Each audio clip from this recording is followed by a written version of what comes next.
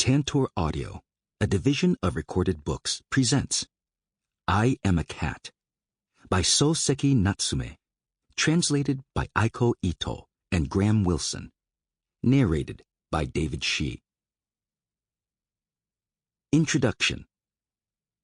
Soseki Natsume is the pen name of Kinnosuke Natsume, the eighth and youngest son of a family of minor town gentry. The family's hereditary occupation as ward chiefs in Tokyo under the Tokugawa shogunate disappeared with the Meiji Restoration of 1868, and thus they fell upon hard times. Yet Soseki received the compulsory modern education, both primary and at middle school level, which had been introduced in 1872.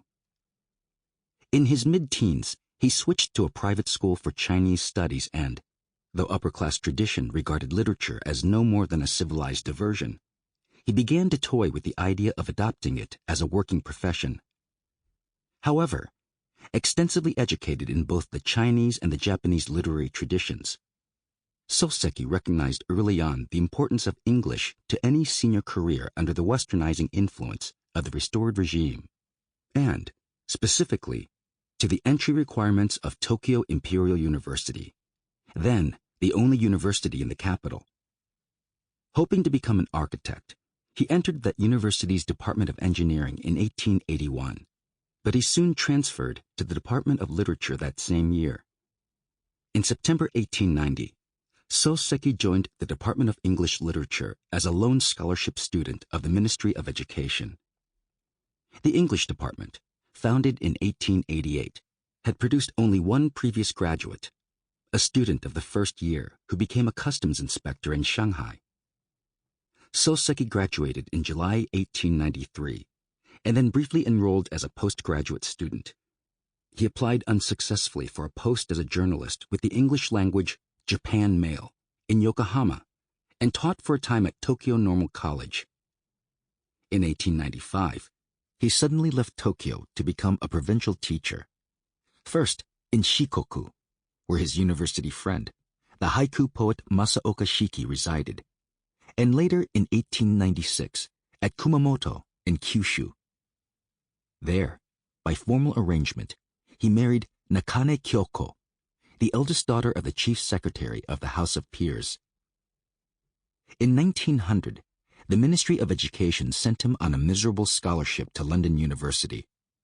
For 2 unhappy years in London, he seems to have done nothing but read an almost incredible number of books on every conceivable subject, and, at the same time, make himself an authority on 18th century literature. His only social contacts with the British appear to have been a weekly private English lesson with W.J. Craig, subsequently the editor of the Arden Shakespeare, and a single tea party given in Dulwich by the wife of a missionary whom he had met on a ship bringing him to England. It is therefore perhaps not surprising that Soseki formed a poor opinion of English social life, and that back in Japan he was widely rumored to have gone mad. In 1903, he returned to Tokyo, and, shortly thereafter, in fulfillment of the terms of his London scholarship, served 4 years as a lecturer in English literature at Tokyo Imperial University. During this period, he began writing. He had formed various useful literary friendships while he was a student at the university, and though his close friend Shiki had died in 1902, the editorial board of the influential literary magazine Hototogisu, Kuku, which Shiki had founded, still included many men who were Soseki's personal friends. Takahama Kiyoshi, one of the editors of Hototogisu, but not a close friend of Soseki, allegedly asked Soseki to write something for the magazine. Accordingly, during 1904, Soseki produced his first short story, which he called I Am a Cat. Takahama read it, told Soseki that it was no good, and, when Soseki asked for an explanation, provided comment in considerable detail. Today it seems ludicrous that one of the 3 or 4 best novelists ever to write in Japanese should have been glad to receive guidance from such a relatively insignificant figure as Takahama. However, we must remember that, at that time, Takahama was a well-known, well-established, and very influential editor, a man with the sensitivity to divine Soseki's promise and the kindness to give him guidance, while Soseki was a virtually unknown young man who had just produced his first, and really rather odd, short story. In any event, Soseki appears to have accepted the advice, though he later stated that he could not remember what that advice had been, and rewrote the story. Takahama liked the second version and published it in the January 1905 issue of Hototo Gisu. Soseki had not intended to write more than that single short story, which is now the first chapter of a very long book. But Takahama was so pleased with its immediate success that he persuaded Soseki to write further installments. The subsequent 10 chapters that make up I Am a Cat were thus successfully published in Hotogisu's issues for February, April, June, July, and October 1905, and for January, March, April, and August 1906. The 7th and 8th chapters appeared together in the issue for January 1906. This somewhat curious account of the origin and development of Soseki's famous novel rests primarily upon Takahama's testimony in his later book, Soseki and I, but there is no reason to doubt that it is substantially correct. The actual book of I Am a Cat was first published in 3-volume form, the volumes appearing in October 1905, November 1906, and May 1907. The first single-volume edition was published in 1911. Takahama's account of how the story came to be a novel explains the unevenness, even jerkiness, of the early parts of the book.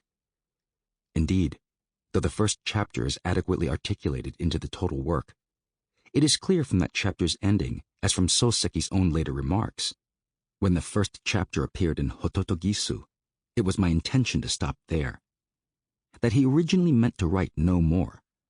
There are, moreover, 1 or 2 minor points in that first chapter that an ungenerous critic might highlight as inconsistent with subsequent portions of the book. The second chapter, nearly the longest of them all, shows Soseki still feeling his way towards the right chapter length. He did not really hit his stride until the 3rd chapter, which finally established the tone, length, and character of the remaining 8.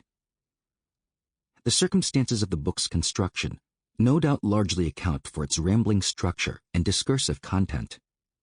However, Soseki must very quickly have realized that the technique used by Lawrence Sterne for the construction of The Life and Opinions of Tristram Shandy would very neatly solve his own problems.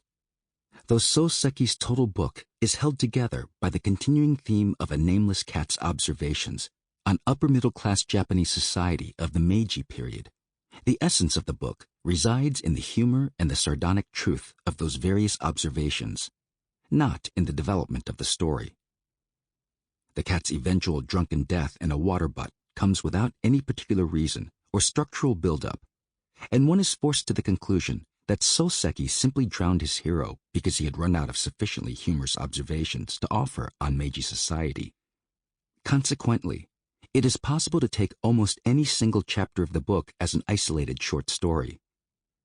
It is also worth stressing that the apparent oddity of choosing for the main character in one's first published writing a stray kitten, and a stray kitten world-weary from the moment of its birth. However, much of the charm of I Am a Cat resides in its diverting presentation of a cat's view of mankind.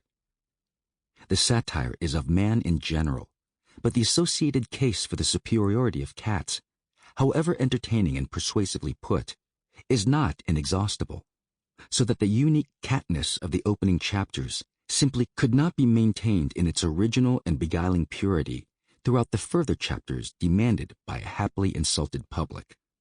Soseki himself was clearly alive to these considerations, for as early as the opening paragraph of the 3rd chapter, the cat apologizes to the audience for his growing resemblance to a human being and for his consequent new tendency to criticize humanity as though he too were human. Thus the satire beginning in chapter 3 is less specifically feline. In yet later chapters, the cat's viewpoint becomes almost totally human, while the object of satire narrows from mankind in general, albeit as exemplified in Meiji middle-class society, to a concentrated satirization of the particularities of that particular society.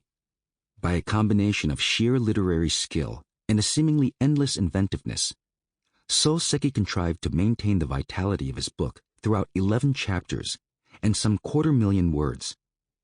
But one understands why, eventually, he had no choice but to drown his hero.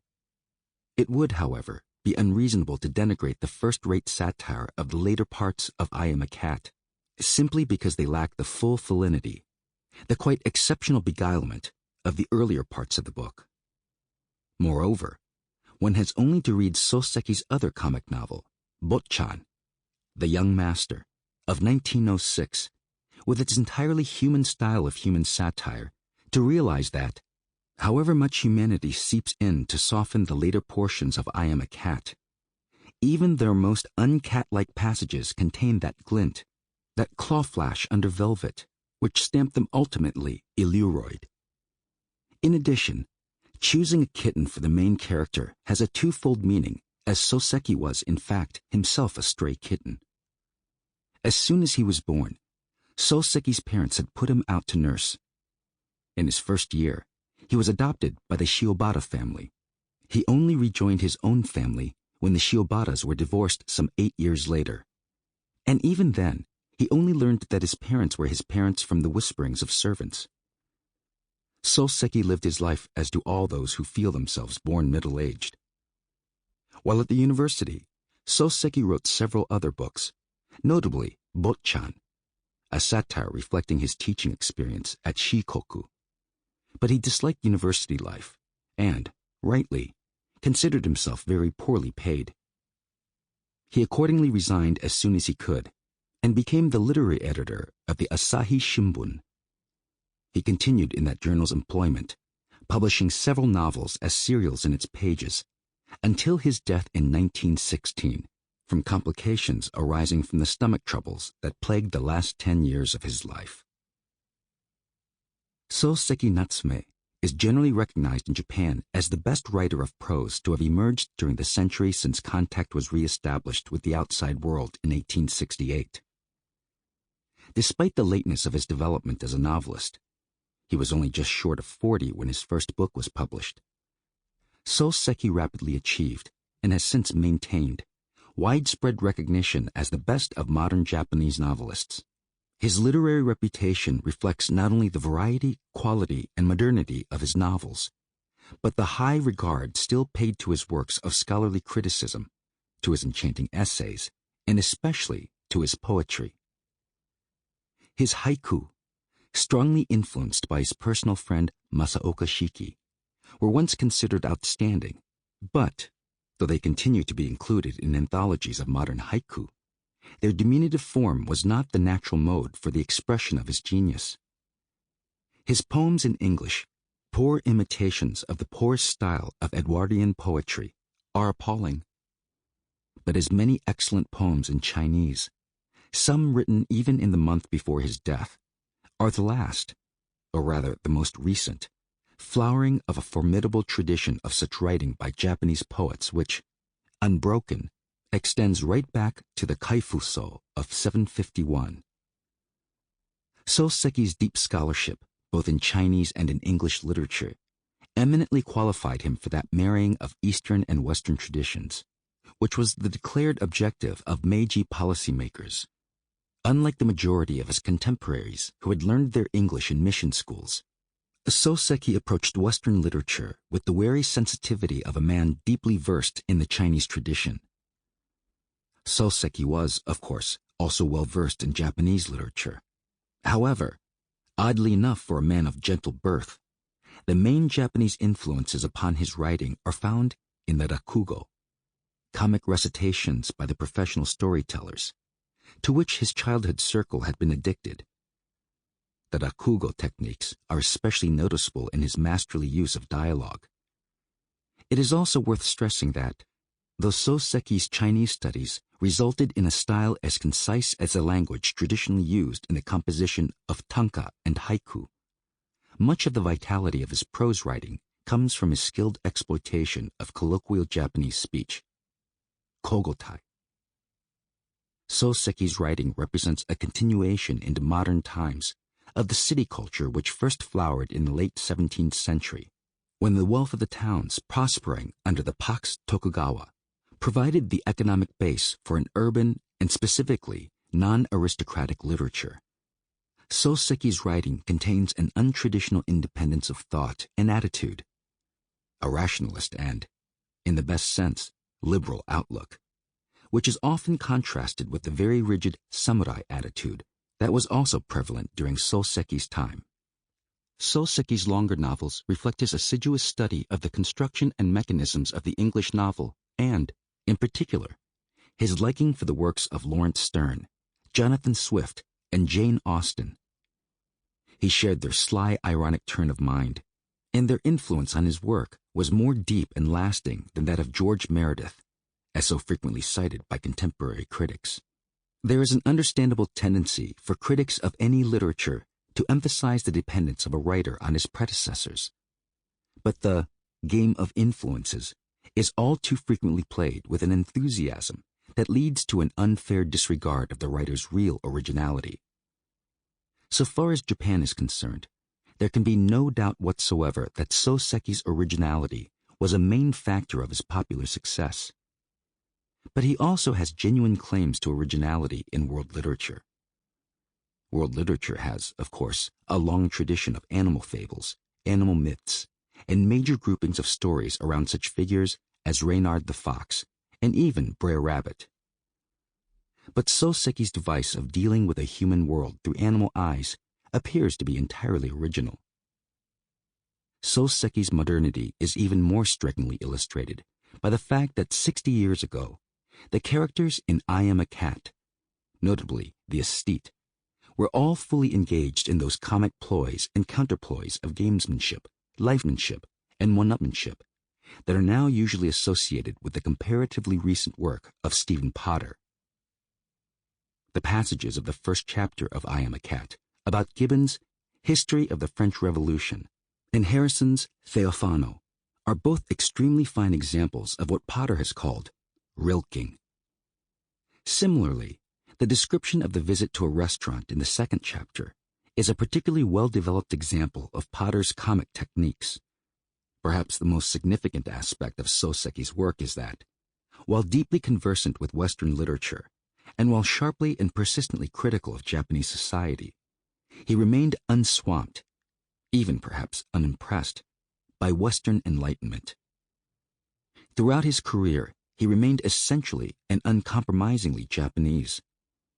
His deadly serious attitude is, typically, revealed in that comic, even coarse account in Koto no Sorane, of the protest by Japanese badgers against contemporary Japanese infatuation with routine badger tricks, such as the hypnotic method, whose sole novelty is that their names have been exported to Japan by badgers in the West.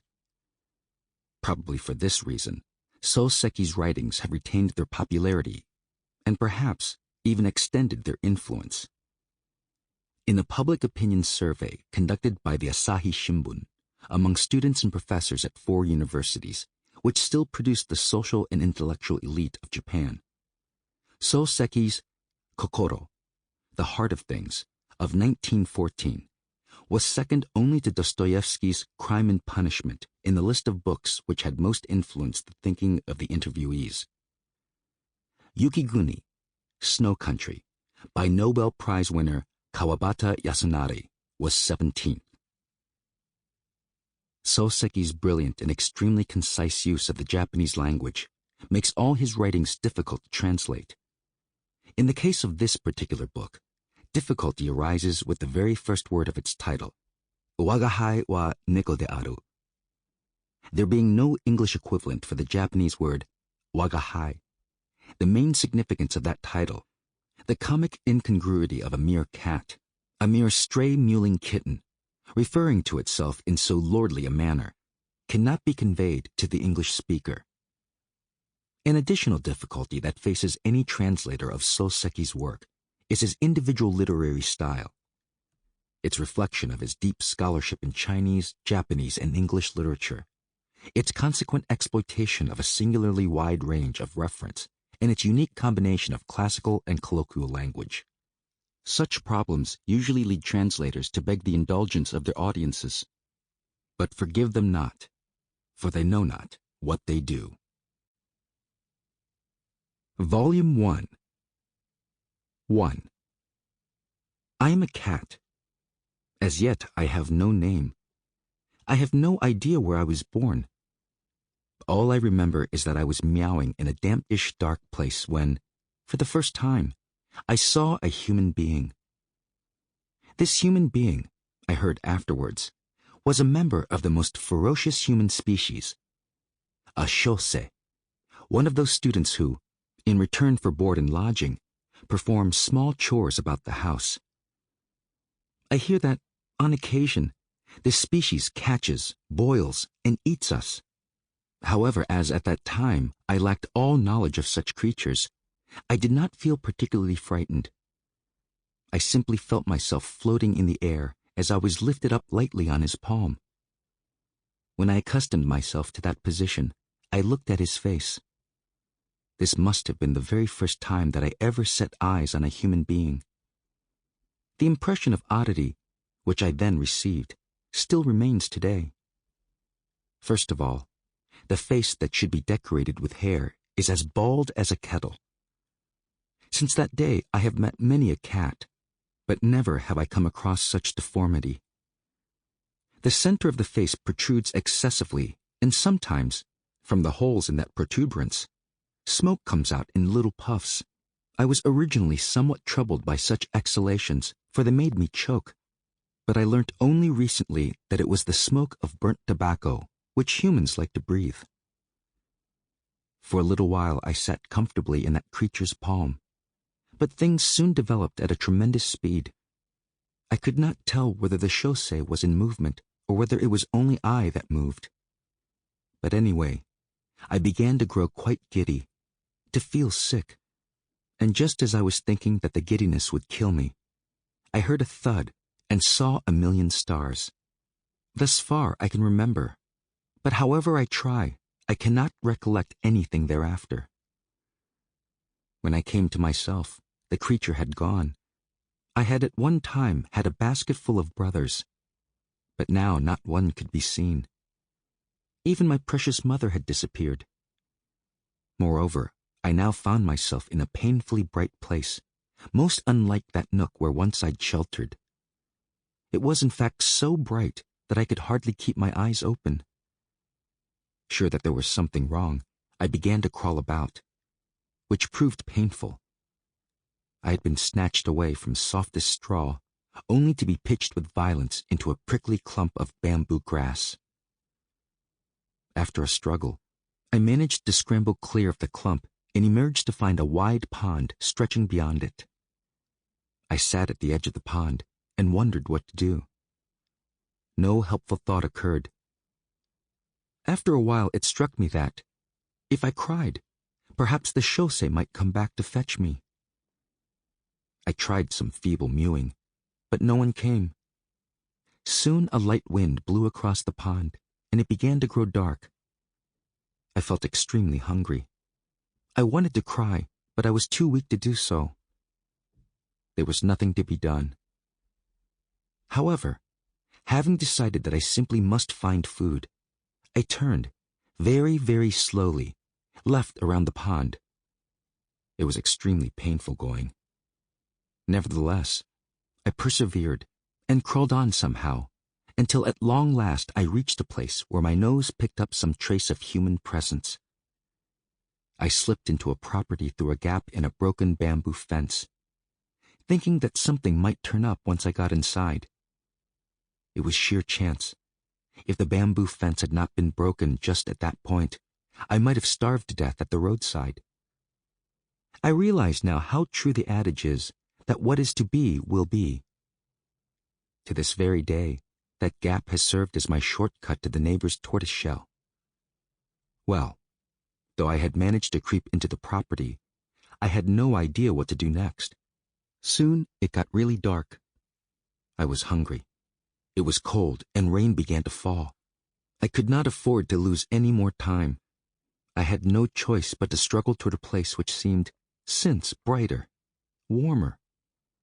I did not know it then, but I was in fact already inside the house, where I now had a chance to observe further specimens of humankind.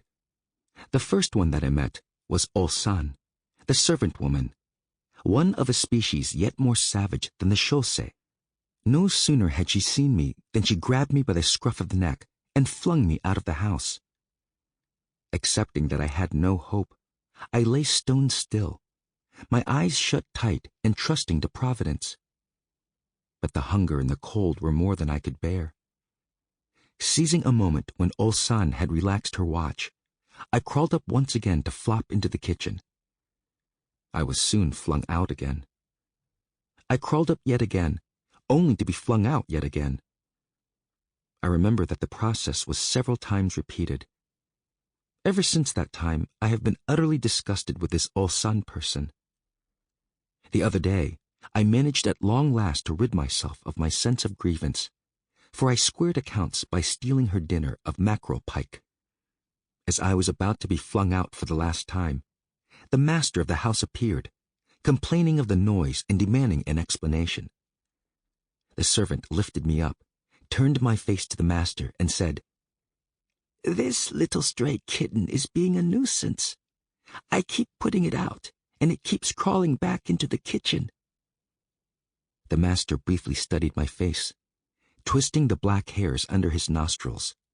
Then, "In that case, let it stay," he said, and turned and went inside. The master seemed to be a person of few words. The servant resentfully threw me down in the kitchen, and it was thus that I came to make this house my dwelling. My master seldom comes face to face with me. I hear he is a school teacher. As soon as he comes home from school, he shuts himself up in the study for the rest of the day, and he seldom emerges. The others in the house think that he is terribly hard-working. He himself pretends to be hard-working. But actually, he works less hard than any of them think. Sometimes I tiptoe to his study for a peep and find him taking a snooze. Occasionally, his mouth is drooling onto some book he has begun to read. He has a weak stomach, and his skin is of a pale yellowish color, inelastic and lacking in vitality. Nevertheless, he is an enormous gourmandizer. After eating a great deal, he takes some takadiastes for his stomach and, after that, he opens a book. When he has read a few pages, he becomes sleepy. He drools onto the book. This is the routine religiously observed each evening. There are times when even I, a mere cat, can put two thoughts together. Teachers have it easy. If you are born a human, it's best to become a teacher.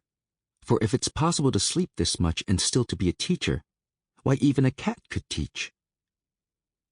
However, according to the master, there's nothing harder than a teacher's life, and every time his friends come round to see him, he grumbles on and on. During my early days in the house, I was terribly unpopular with everyone except the master. Everywhere I was unwelcome, and no one would have anything to do with me. The fact that nobody, even to this day, has given me a name indicates quite clearly how very little they have thought about me. Resigned, I tried to spend as much of my time as possible with the master, the man who had taken me in. In the morning, while he reads the newspaper, I jump to curl up on his knees. Throughout his afternoon siesta, I sit upon his back. This is not because I have any particular fondness for the master, but because I have no other choice, no one else to turn to.